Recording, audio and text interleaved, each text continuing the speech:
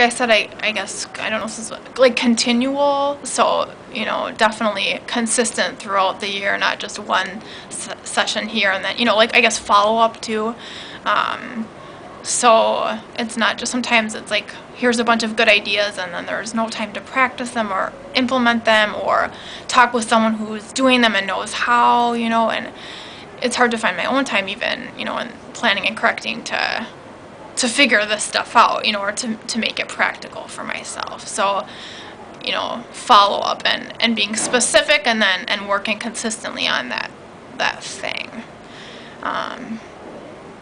Yeah, and then just, I think this has happened some for me, but excuse me, just like asking what I would like, or, you know, I think that's happened a little bit, but not necessarily a ton, is what kind of professional, what are my concerns, what do I need help with? I feel like I like having something tangible, you know, like I know what we worked on, almost like how you teach the kids. This is our goal at the beginning of the professional development session, and at the end, this is what, you know, you will be able to do, or you will be able to apply. And I like having that, you know, knowing what the next step is for me. For me, it's important to know that an approach has been successful in a situation similar to mine, so that's dealing with a school that can resonate with my school. Similar size, similar students, similar curriculum, some of those kinds of things. Also, I really need to know that it's a sustained type of professional development. Furthermore, I think it's important to know that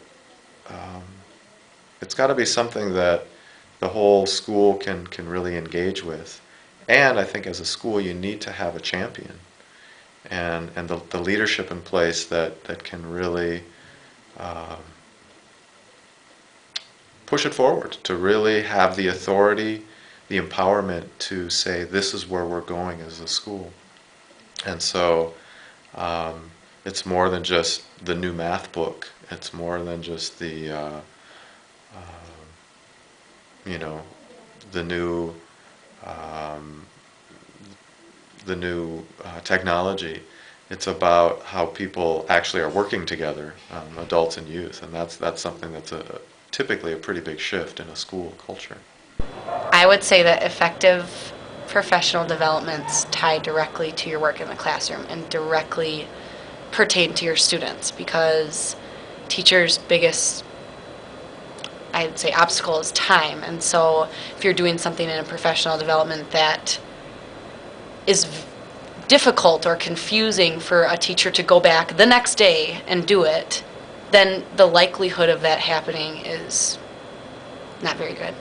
So my best professional developments have been when I have done things, whether it was, you know, actually analyzing and coming up with a plan to use my classroom the next week or the next day, or, you know, actually having materials and modeling how to use them in the classroom helps right there. Like, it needs to be something that you can use the next day in the classroom, or otherwise it's, I don't know, otherwise it's just all in theory, and then it's easy to have that be lost, I guess.